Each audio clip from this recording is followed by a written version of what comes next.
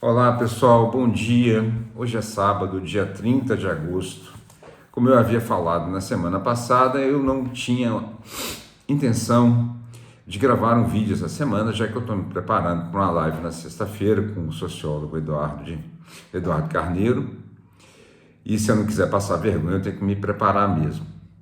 Mas fatos acontecidos na instituição que eu trabalho essa semana me fizeram refletir sobre o papel de um marxista, mesmo um marxista em formação, tardio e retardado como eu, mas enfim, ainda assim um marxista, deve se comportar quando há cisões dentro da própria classe trabalhadora.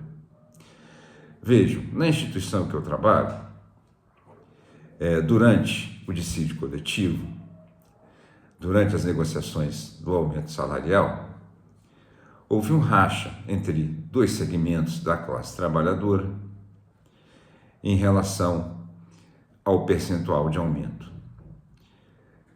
Aparentemente, uma desses segmentos da classe trabalhadora aceitou um reajuste abaixo da inflação, enquanto a maioria dos outros segmentos rejeitaram essa proposta. E por ter tomado essa decisão, esse segmento, que por sinal é o segmento mais frágil, é o segmento com menor salário, é o segmento com menor capacidade de aguentar uma negociação longa, foi chamado de ignorante e esfomeado, enfim, numa desclassificação grosseira daquelas pessoas. Bom, numa análise assim mais superficial, é evidente que o marxista ele deve ficar ao lado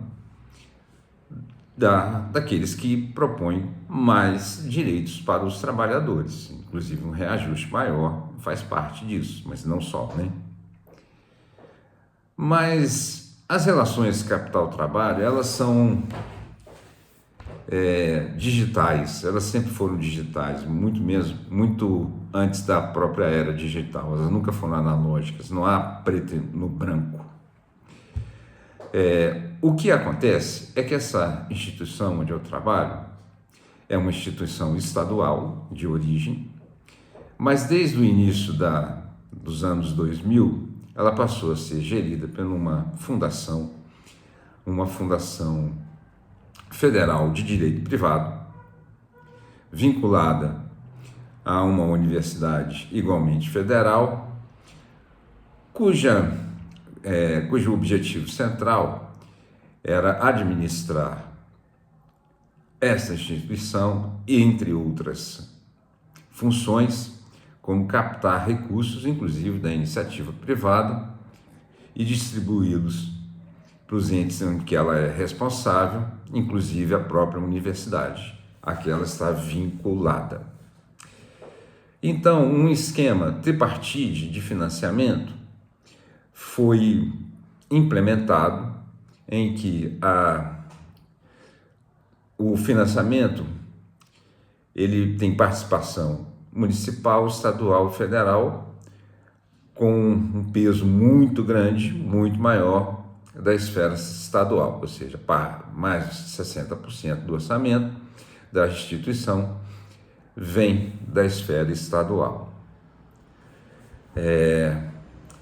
Antes de eu entrar no assunto de uma forma mais direta, só vou fazer umas considerações aqui, que o SUS, a que essa instituição se vincula, o Sistema Único de Saúde, é a maior política pública de saúde universal do mundo.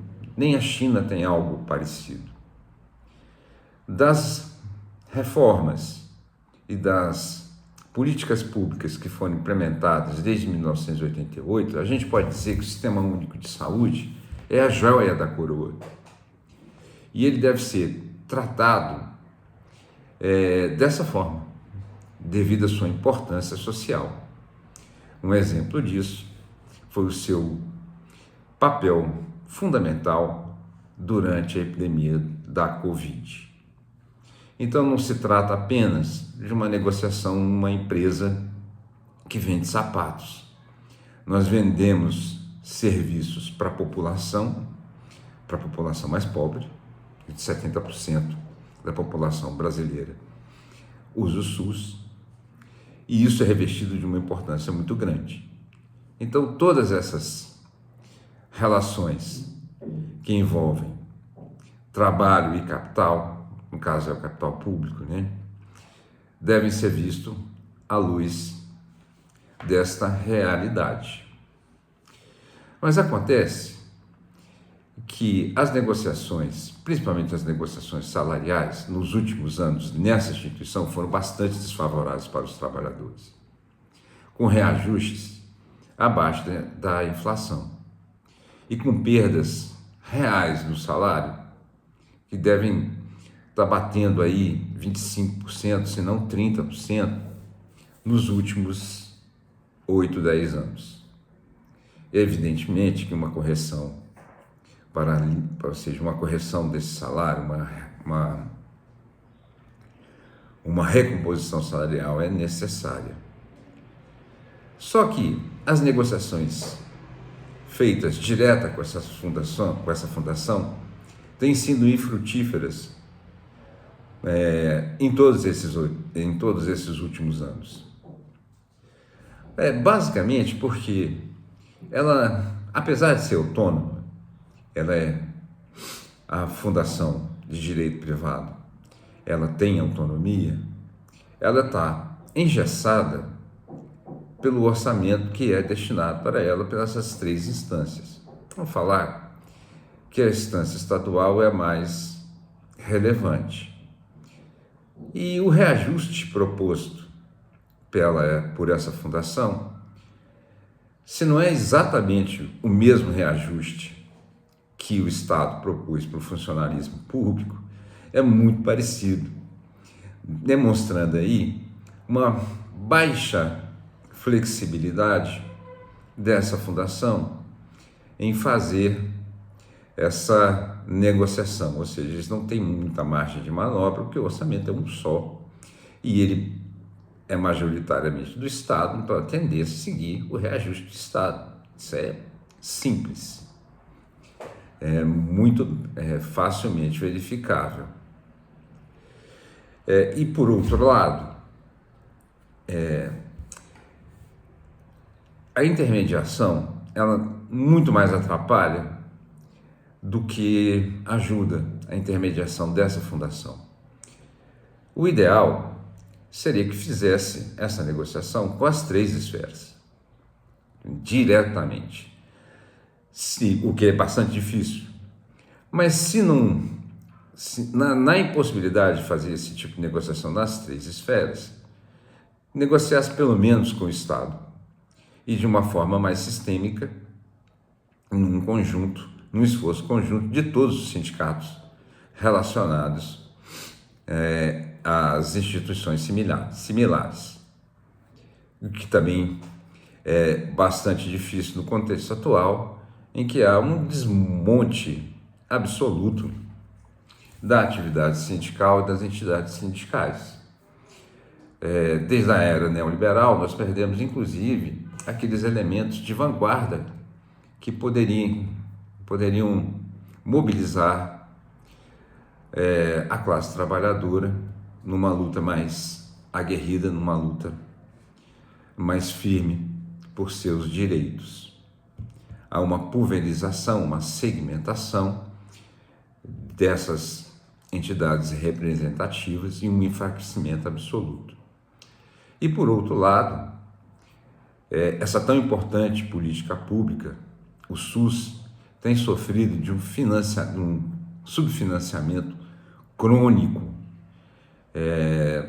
desde a década de 90, quando se implanta aqui no Brasil o modelo neoliberal. Esse esquema da Fundação gerir e o seu financiamento tripartite, na verdade, só enfraquece ainda mais a capacidade de negociação dos trabalhadores. Na minha impressão, e é só uma impressão, eu preciso estudar mais isso, eu preciso me informar, conversar com mais pessoas, esse arranjo que foi feito lá no início dos anos 2000 não rendeu frutos. Ele deveria ser revisto ou mesmo até desfeito. Mas, como eu disse, isso aí é uma impressão, eu preciso estudar um pouco mais. Mas eu fico inclinado a achar que a instituição deveria voltar para a sua origem, ou seja, ser uma entidade do Estado. Mas isso é bastante complicado e eu não tenho condições de afirmar isso com convicção, é só uma impressão. Mas eu prometo que eu vou estudar esse assunto, até porque ele me diz respeito. Mas o dilema, de verdade, foi que me foi solicitado uma ação em relação a isso. Uma nota de repúdio feita por um outro segmento dos trabalhadores dessa mesma instituição contra aqueles segmentos que chamaram, aqueles que aceitaram o acordo de ignorantes e mortos de fome, me foi oferecida para assinar. Como que eu vou fazer? Bom, se esse segmento de trabalhadores fosse um segmento reacionário que tivesse se contrapondo a avanços em conquistas da classe trabalhadora, mesmo que ele fosse o setor mais humilde, o setor mais necessitado, eu teria que me opor. Até porque ele só o faria se fosse instrumentalizado por outras forças que quisessem barrar esses avanços na conquista dos trabalhadores. Mas absolutamente não, esse não é o caso. Esse segmento de pessoas que ganham menos, mais simples, perceberam de forma pragmática tudo que eu disse aqui. Enquanto os outros setores que os chamaram de ignorantes e mortos de fome, ignoraram todas essas etapas. Então, de forma pragmática, esse setor mais vulnerável chegou à conclusão de que o reajuste vai ser esse mesmo, porque tem sido assim nos últimos anos. Talvez eles tenham a percepção de que a fundação que administra o hospital não consegue aumentar aumentar os repasses salariais, não consegue aumentar os salários, porque está engessada num esquema, no esquema que eu falei, e de forma pragmática resolveu aceitar de cara, até porque, por serem os mais vulneráveis, eles precisam que esse reajuste entre logo nos seus orçamentos. Então, eu fiquei, obviamente que eu me posicionei a favor, muito embora eu queira um aumento, uma reposição salarial, na verdade eu quero uma recomposição salarial, mas eu me alinhei a essa decisão tática que eles tomaram.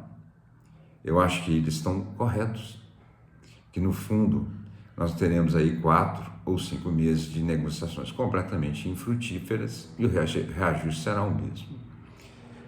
Então, e a face mais cruel é você chamar a classe trabalhadora, principalmente a classe trabalhadora mais precarizada, de ignorante. Isso é absolutamente inaceitável. Absolutamente inaceitável. Até porque, nesse caso específico, eles se mostraram muito mais conhecedores do processo do que aqueles que os difamaram. É isso aí, até sexta-feira, ansioso para essa entrevista /debate com o sociólogo Eduardo, e nos veremos lá.